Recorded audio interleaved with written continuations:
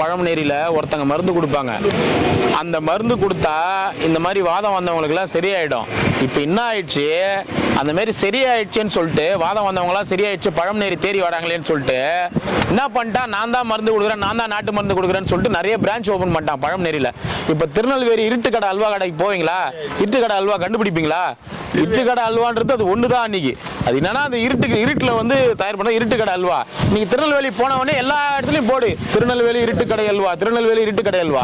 அந்த மாதிரி என்ன பண்ணிட்டாங்க, மருத்துவத்தை பழமநேரி வந்தா இந்த இடத்துல வந்தா சரியாகுதா அப்படின்ட்டு என்ன பண்ணிட்டான், ஃபுல்லா வந்து பிரான்ச்சா ஓபன் பண்ணிட்டான். அதுல போறவங்க யாருக்குமே எது ஒரிஜினல்னே தெரியல. திருநெல்வேலி போற நம்ம யாருன்னா ஒரிஜினல் ரொம்ப பழமையானவங்களுக்கு தான் தெரியும் இந்த கடை தான் இருட்டுக்கடை அல்வா அப்படின்ற மாதிரி. புதுசா போறவங்களுக்கு திருநெல்வேலி வந்துட்டாங்க எங்க அல்வா வாங்கினான்னு. அதே மாதிரி மணப்பாறை முறுக்கு கேள்விப்பட்டிருப்பீங்களா? ஒரு 3-4 வீட்டுல தான் வந்து அன்னைக்கு ஒரிஜினல் முறுக்கு தயாரிப்பாங்க. நீங்க திருச்சி ரோடு போனீங்கன்னா பூரா மணப்பாறை முறுக்குன்னு சொல்லிட்டு போர்டு